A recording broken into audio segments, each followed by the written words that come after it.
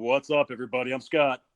I'm Jason. And you're listening to, is this the last summer episode of Liquid Kernedge or the first fall episode of Liquid Kernedge? This should be the last summer. Oh, man. Where does the time go? Oh, man. Only when you're having fun, my friend. I tell you what, man. This summer has flown by. We have done some amazing episodes. Last week's show, one of our best of the season, just by response from our audience. Thank you guys for taking that test with us. It was a lot of fun. We got a lot of great responses. Did anyone that you talked to die? Not that they would admit to. Okay. Yeah. Surprisingly, everyone that took this test that talked to me survived and with a better score than us. Oh, good. Okay. Wow. Then that's good. Then we have a lot of survivors out there. We have a lot of northern Minnesota survivors. Absolutely. Oh, yeah. Geez. Oh, you betcha. I never heard. Did Tom survive? Did he give us the notes? Or did I just skim right over that?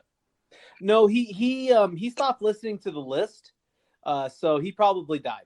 Well, that makes sense. He probably just drank the whiskey and called it good. Ate the chocolate and figured, fuck it. That's right. Drink the chocolate, shoot at squirrels with the gun, Yeah, if you're going to go out with a good time, right? Exactly.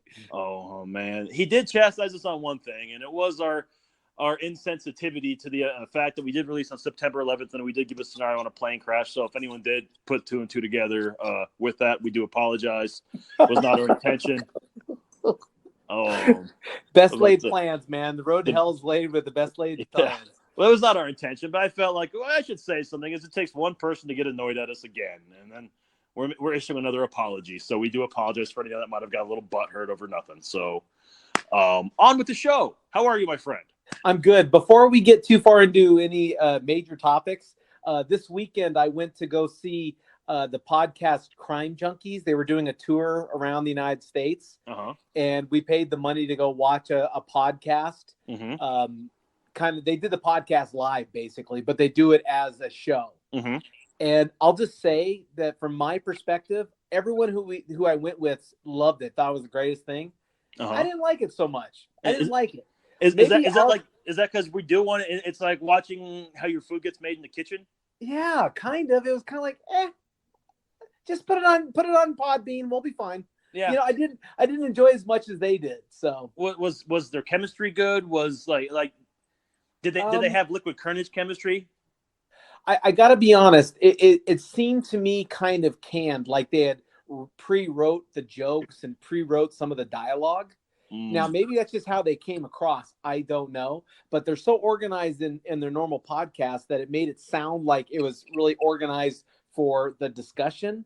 And I didn't get a feel for it. They loved it. Everyone loved it, but I didn't. Oh, man. Well, I had to work all weekend, so you clearly had a much better weekend than me.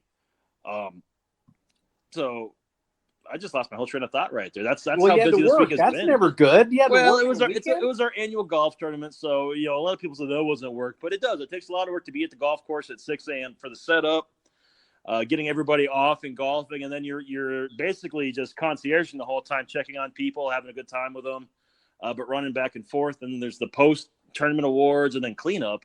I spent 10 hours at the golf course this past Saturday, and I wasn't golfing. So yeah, that's hard. Man, I came home. I crashed hard. We went to a buddy's pool, and that lives right behind me. And I must have sat in that pool for 4 hours and I was dead to the world, man. But it was nice. It was a beautiful day. The weather has definitely turned on us here for the better. Okay. We're getting closer, but I'm not supposed to talk about that because of I think episode 123. I think the executive producer said we shouldn't talk about the weather all the time. That's true. Then we get throat punched. So if you'd like to see the executive producer throat punch one of us, hit us up on Facebook, Instagram, or Twitter, all at Liquid EP. If you'd like to give us a good reason or give our EP a good reason why you shouldn't throat punch us, hit him up at Twitter and Instagram, all at Liquid_EP. Okay, but ours is at Liquid Kernedge, not at Liquid. You kind of messed that one up. Oh, shoot. Did I? Yeah. I got so excited to go through the EP's plug, I completely blew ours. I apologize. I'll fix it on the back end.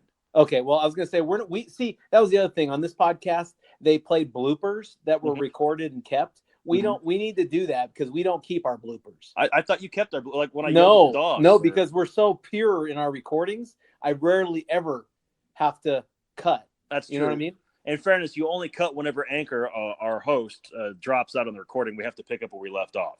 Okay, but you know what I'm going to do? I'm going to start putting together our bloopers. And when we get to a point where we have enough bloopers that we can make a 30-minute episode, that's what I'll release. All right, that'll be great. So it gives us more of a chance to be more uncanned. Yeah, there we go. All right. And believe me, I wish I would have kept, shut the up.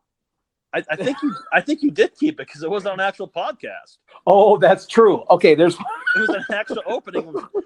You had me doing my best Alec Baldwin at my dogs. Hey, I mean, when we want to get the bloopers, we always have the Hans Gruber. Oh, fuck, right? Oh, that thing should never see the light of day ever again. No. I remember that was the fastest 2 hours episode we ever had. Oh, yeah. It was gone in 2 hours. Take it off. Without a doubt. Speaking of which, I proposed an activity for our Liquid Kernedge team here this week. Unfortunately, due to schedules, we can't make it happen this year. But a very cool thing is happening in Arizona.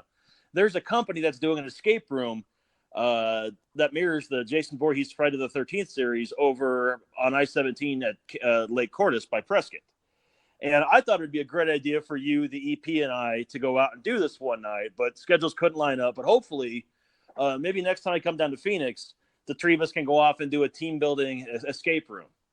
Well, unlike Kingman, there are like hundreds of escape rooms here in the area. So if it's not Jason Voorhees one, we can find another one. Oh, I'm sure we can. But my list to get down to Phoenix is right below your list to come up here and do our drunk history at the barber shop. So we got to check things off the box. I'm sure you're still trying to get your approvals for that. Wow, that cut deep. That did cut deep, but I want to make my point clear that we've been waiting on this drunk history for a few months now. Where's the can of shortening? I need it. You should get a can of shortening because it's about to get real messy. Wow. Yeah. Okay. And on with the show. Speaking of shortening, that's a fantastic segue. Wow. So, as you know, I talked about it last week. The week before I was on vacation, we took a road trip over to Southern California. And on this road trip, I was riding with our friends Dean and Danielle. And we were bullshitting just on the road because there's a lot of nothing between Kingman and Barstow. If anyone's ever taken that stretch of I-40, it is nothing but desert. And right on the outskirts of Barstow, there's a junkyard. And in that junkyard was an old double-decker bus. And like a light went off for me. A light, I realized that I want to get a double-decker bus and convert it into a food truck. Oh. I want to take one of those old school British style tour buses, the double deckers, put a kitchen on the bottom and dining on top with an awning that I can pull out and have dining on the ground level too. That is my dream. Wow. Yeah. That's kind of interesting, Scott. Yeah. And what a lot of people don't know, that's what this week's topic is about, is we all have careers, and very seldom do any of us end up in the actual career of our passion right off the bat. Sometimes our careers become our passion. Sometimes we never get the chance to chase our passion because life happens so fast. I mean, do you follow me so far? That sounded very much like Ferris Bueller's Day Off. It's true. It's true. I mean, if life moves pretty fast. Yeah, exactly. If you don't stop and smell the roses, it'll pass you by. Exactly. And I've always loved cooking. I remember getting my first cookbook at 11 years old or 10 years old and going to my grandma's house and her helping me with my first recipe and whatnot. And it's always been something I followed. It's always been something I've loved to do. And it helps me unwind and think. And when I graduated high school, food trucks weren't a thing back then, way back in the day, 20 years ago. Okay. If they were roach coaches. They weren't the niche market they are now. So I got you. Okay, you're right. So I opted not to go to culinary school because I didn't want to work at the time. I didn't want to work nights and weekends. I didn't think it would be that great. But as I've gotten older and I've watched the cultural changes and I've become more adept at some of the things I make, and anyone that follows my personal Instagram and Facebook feeds can clearly see that I do cook often. Whether it comes out or not remains to be seen all the time. Well, you really only see what does come out. There's a lot of times where the things that don't come out well, I just sweep under the rug and ignore. But it's a passion. And I'm getting to that point in life where I'm wrestling. Do I keep on the career path I'm with, or do I cut bait and go chase a passion? So that's an interesting question. And I think every adult person comes up with what they do for work, and there's a wide chasm between what they do for work and what they do as their passion, what they would enjoy. And the biggest hurdle, I would think, would be that most people's passions do not generate an income. Yeah. So if that were the reason for not pursuing it more frequently, I would venture that most people would say it's because it doesn't pay the bills. Yeah, I would go with that. Yeah. Some people, though, I don't think ever actually quite get the chance to chase their passion because life just happens too fast for them, or they make a few early mistakes and they're forced to take care of their responsibilities more than chase their dreams. Right. Whether it be professional sports, something culinary, in some cases accounting. Well, whoever the hell would do that? But you know what I'm saying. Well, and then if you get into, well, why would just money alone cause someone not to pursue their passion? What are the reasons for that? I mean, maybe it's that pursuing the passion is a lot of work. Yeah. And a lot of ups and downs. I guess it depends on what your passion is, right? Yeah, I think so. And I think there's a lot of cases too. Just to show another side of that is when you finally go chase your dream, when you finally go after that goal. Some people realize that it was a passion because they weren't making money off of it. It truly helped them unwind and relax. And the minute it becomes their only source of income, it no longer becomes something they're passionate about. It becomes a grind. Right. I mean, I think we both met very successful business people that when you ask them, man, are you passionate about your business? No. It's like anything else. It makes the money for them. Yeah. Yeah. But it doesn't, like look at any successful business person. Most, like Amazon. Let's take Jeff Bezos. I don't think Jeff Bezos started Amazon because of his passion for books and reading. Yeah. Yeah. I think he started because he said, hey, I found a niche of a way to sell products that I like and sell them over the internet. And look at him now. And look at him now. But I can guarantee you, if he could stop work, no, I don't know. He may not stop working. Sometimes those people are so driven by that lust for money. Oops, that's the wrong term. Not lust for money, their interest in money, that they'll stick with it even when they don't need to. Well, in that case, he also just did get divorced, so he has to go make back what he did lose in said divorce. Yeah.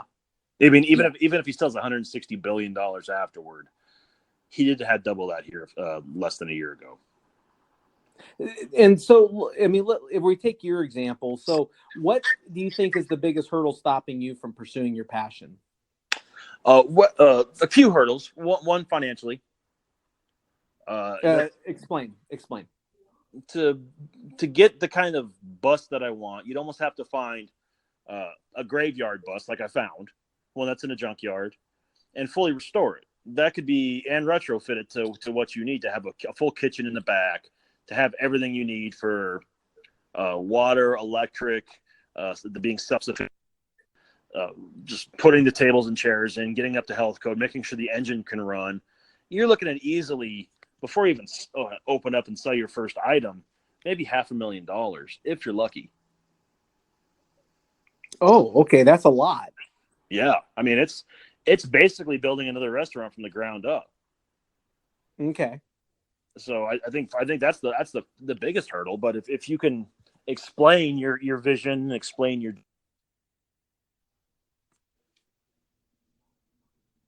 that have the final, I mean that's half your battle right there. But you have to have a high quality product right off the bat to start paying back that investor. So then you get yourself in a whole nother world. Okay. Well, because I look at it this way: is that, I mean, I take it that you've done a lot of research on trying to figure out what that cost would be. Yeah. And what kind of research do you do? Yes. Like, do you go to websites, or how do you figure out what that cost would be?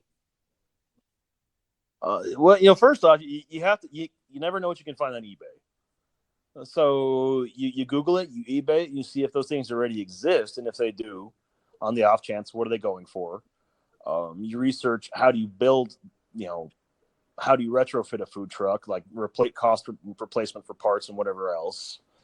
And then there's licensing, and you just kind of go through that whole process. So you think that the first thing, if you were going to give advice to someone to say, get out of your job and go get a career in your passion or whatever you're passionate about, the first thing you would do is draw up a list of everything that you would need? I would say, like, what would it take to make this a viable option? Okay.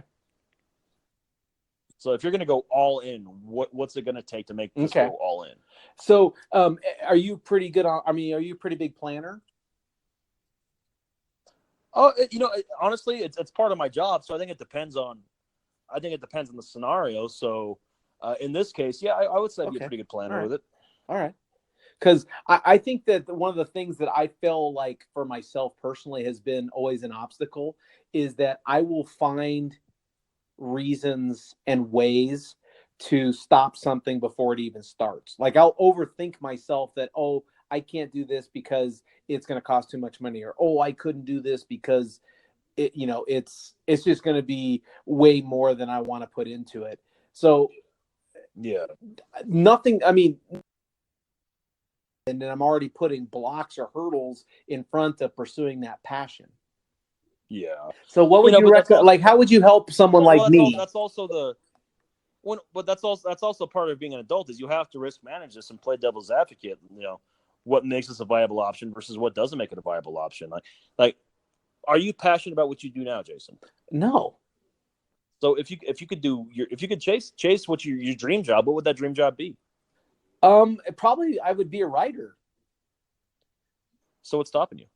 Well, for me, it's like you said, not the financial part about writing, but I have monthly bills that I've put on myself that I have to pay, that in the beginning, I don't think that writing would allow me to pay those bills. Well, I think that's the biggest obstacle that anybody faces once you get to a certain point is when you choose to go chase your dream versus, maintain your career. You realize that you become accustomed to a certain lifestyle that your career allows you to have because of the money you make.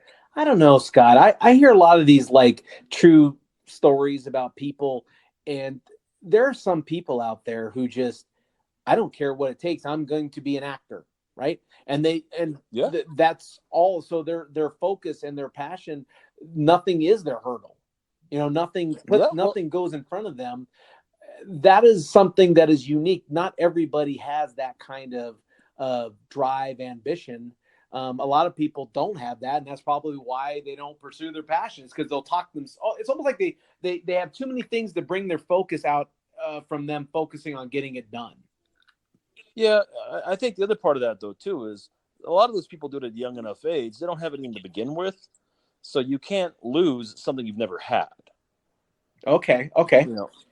We've got mortgages, we've got car payments, we've got other debts that we have to pay off sometimes, and mouths to feed and what have you. And sometimes the responsibility of taking care of the things you said you take care of outweigh the opportunity to go do what you really feel like you want to do. Okay, so if that's the case, then the first thing is the hurdles that we put under, or is the first thing usually like money? I think it's money. Okay. I think if you have, those rare cases where you're married to somebody that financially is stable enough to allow you to go chase your dream, that's a very nice option to have. But that also depends on what that dream is. Now, what would you say to the people out there who they work their job and they make their money to pursue their passions, but they realize those passions are not a job, they're just a passion? Right? Like, some people, they build cars and race cars. That's their passion. They're not necessarily going to make money with that, but they work their job and they kind of balance that. Yeah, I'm working this job to pursue my passion, and that's okay. Yeah, that's fine. If that's what they want to do, that's great. Not everybody wants to make their passion a job. Not everybody wants to chase that dream job and actually make a living at it, because not all dreams and not all dreams, some turn into nightmares. That's true. The biggest thing I think people want to avoid is, and this is the biggest fear I know a lot of people have, is the minute they start chasing their dream, it becomes a nightmare. So it's not as easy as they think. It does more damage than they think. They don't plan for everything that could go wrong, and it's not an easy. Well, now I'm happy because I'm making all this money doing what I love. You stand to lose a lot because you're basically starting over again. And you said something that maybe that's the problem, is that there are some things that you do that if you never made a dollar doing it, you would love doing it. And maybe that's part of the issue, is like you said, that because I have to tie money to a passion, it takes away the passion. It now becomes a struggle, or it becomes I got to drudge to have to do it. Mm-hmm. Yeah. And I think that's part of what draws me to the culinary side is I do enjoy cooking for people. I enjoy watching the videos or things on TV or seeing things in restaurants and thinking to myself, I can do that. I can recreate that, then trying it myself, and then giving it to a crowd to try and give me their honest feedback. Yeah. And you find out what works versus what you should never make again. Yeah. Now, are you the type of person that when you fail trying something that you say, I'm done? Or like, how many times would you fail before you say, okay, I'm not going to do this anymore? I'd probably go through 3 or 4 times. Oh, okay. I mean, I guess it all depends on how big the failure was initially. Like for instance, over the weekend, I read a thing on how to make a pistachio cheesecakes, and I've never made a cheesecake before, so I figured, fuck it, I'll try it. Okay. I got home, I made everything exactly the way the recipe said, because if it's in baking, for those that don't know, and I know, like, especially our EP being one of these people, cooking is one thing. You can freelance a lot, but baking is a science. Okay. They're exact measurements. They're exact. Everything has to be exact, or something can go wrong, and it doesn't come out right. And I made this cheesecake. It was it came out of the oven. It looked good. It looked like it was going to be fine. I followed the instructions to let it cool for a half hour, then take off the springform pan, then put it in the fridge. I didn't let it cool quite long enough and when I took off the springform pan, it looked fine initially. But as I was sitting there making dinner on Sunday night, I looked over and I could see cracks in the top. And before I could go get the pan to put it back around to hold the form, it had literally just collapsed all over my counter. Oh, no.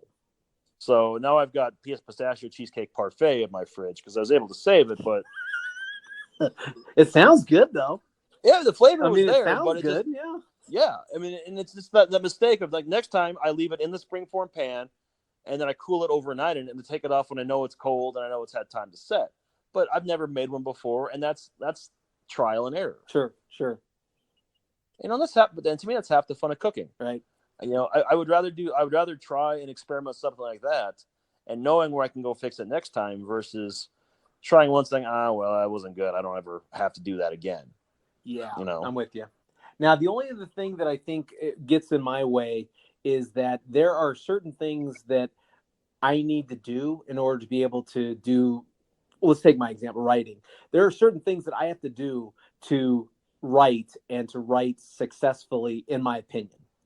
And there are some people that, without fail, they are willing to do it and willing to make it a habit of doing it, that for whatever reason, I have not learned that skill set yet to recognize there are certain things that I have to do and I'm not willing to do.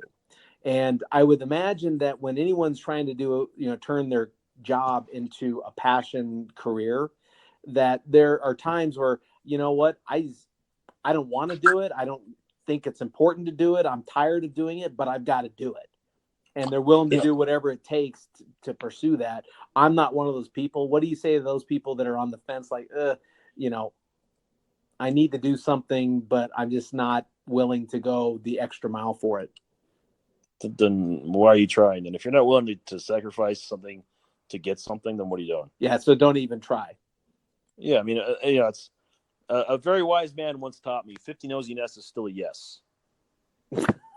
So, and that applies. I put the thing I do in life, and it's a numbers game, man. I might fail 50 times, but that one time it works, is all I needed to do. That starts a roll of positivity. Okay. So if we were to break down our conversation, one, you have to have a good plan of attack and research to know what you're getting yourself into. Mm-hmm. Two, Yep. you need to be willing to fail and keep going. Yeah. And three, if you're not willing to do what it takes to get it done, then don't even try. Well, I wouldn't say then don't even try, but cool, man. Just keep dreaming that it's your passion. But if you're not willing to actually make those sacrifices, don't bitch when you never fulfill your dreams.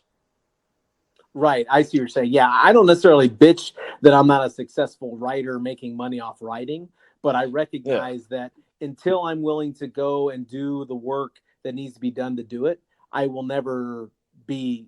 It's not going to be like, oh, a lottery. Oh, one day I write something and it's a Pulitzer Prize winning story or book. I mean, that's not going to happen. Yeah. But you're not going to come out writing a Pulitzer Prize winning book right away. You have to earn your sea legs, if as it were. Do you think that there's anything to your legacy that would look negatively if you never created like the bus or a restaurant? Or I mean, do you think that internally for yourself that you would look at that as a failure of your life? No. Okay.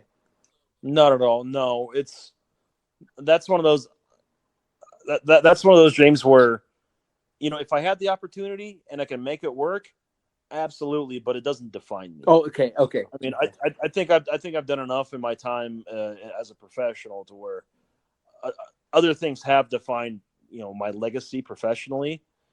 But the opportunity to go and do have the finances, have the know-how, have the ability to run something like a food truck like that, I think it'd be a great opportunity, but I don't know if it ever comes around full circle on that level. One of our podcasts, we talked about the things we put on our gravestones, and I was fascinated by some of the responses that I read or we saw from our listeners about what they would put on their gravestone as their accomplishments. And very rarely did I see anything that was went after my passion business or, pursued that. Most of it was, I was a good mom. I tried to help my kid, my family, those kind of things. So in the whole grand scheme of things, you're right. I don't think that if you decided never to open up your food truck, that would necessarily be a detriment to your legacy. Yeah. What was going to be on your tombstone again? To be honest, I haven't written one yet because I I don't feel like as I look at myself, I don't feel like I've accomplished anything so amazing that would tell me, hey, this is what I would put on my tombstone. I guess I'm still working on it. It's a work in progress. All right. Well, in that case, if something happens to me, I'd like mine to say, add me on MySpace. That's what you. Okay, everyone. If Scott dies suddenly, add me on MySpace. Knock on wood. That's right. That's right. Knock on wood. That's right. But all right. As we wrap this show up tonight, why don't you tell us what your passions are? But what is your dream job? Hit us up on Facebook, Instagram, or Twitter, all at Liquid Kernedge. If you want to just give our EP Tom a shout out for his swear tracks or anything else good that he's adding to our show, hit him up on Twitter and Instagram, all at liquid_EP. I will say this. I think that one thing that I've done a really good job over the last, 5 to 10 years is that I've put myself in a situation that it may not be my dream job, but I put myself in my dream lifestyle, which is to not be so stressed week in, week out about where the money's coming from. How am I going to pay my bills? There's certain freedom and a certain happiness that comes from having that sense of, I may not make $1 million, but I make more than I spend. And I feel good that I've at least created that kind of life. So I am passionate about having that kind of freedom. Yeah. And I think a lot of us have that, or that have the ability to have that. I do appreciate that. We just don't think about it as often as we should, Yeah. Like, I look at our EP, and he's created a life for himself that gives him a lot of freedom to do things that he likes to do. And that sometimes doesn't come from working the most interesting job or the job that moves you, but it does create what moves you. And I think that's pretty cool. I think so too. And at the end of the day, man, I've got 3 other mouths to feed, so I got to make sure that they're fed. They got a roof over their head too. So I think Walt, Frankie, and Henry would appreciate it if I just kept on doing what I'm doing until I had more than enough money to convert over to do the food truck. You know what, Scott, though, I mean, just as a side note, I think you should look at it. I mean, all of your excuses, I think, are kind of are manageable, and I think you could do it pretty easily. And frankly, I think you would do great at it. And I think that you would do it with the nice touches that it would be a viable experience for your customers, as well as make you feel like you've done something pretty cool. Oh yeah, trust me. If I could get this off the ground on any level, I would do it with eyes wide open, the right kind of menu. It has to be things I like to make, and yeah, you got one shot to do it right. So I might not start it on that grand of a scale, but I would be surprised if down the road something like that happens sooner than later. Well, and sometimes if you don't look at the whole project, but take the little bites of it, and so then you create the menu, right? Then you know how to cook the menu. That's it. Then you say, oh, okay, I'm going to look at the bus. I'm going to find the bus. And you start putting the little pieces together. And then the next thing you know, it's like, oh, shit, well, I got the whole thing I need. Let's go do it. Yeah. And maybe sometimes what starts off as a dream evolves anyway. Yeah. So you never know what could happen. I mean, they always say that, you don't eat 1,000-pound elephant all at once. You eat it one bite at a time. We apologize for that's thinking that Jason's eating elephants. They are an endangered species. We do apologize for that. Please, he meant 1,000-pound elk. Hey, and on that, I know exactly. There we go. I just heard an endangered species. Thanks a lot. Exactly. Take us home, Jason. All right. Hey, everyone. Thanks for listening. Glad you listened to us this week. We really appreciate it. That was Scott. I am Jason. And as always, if you never know quite what to say, just have yourself some Liquid Kernedge.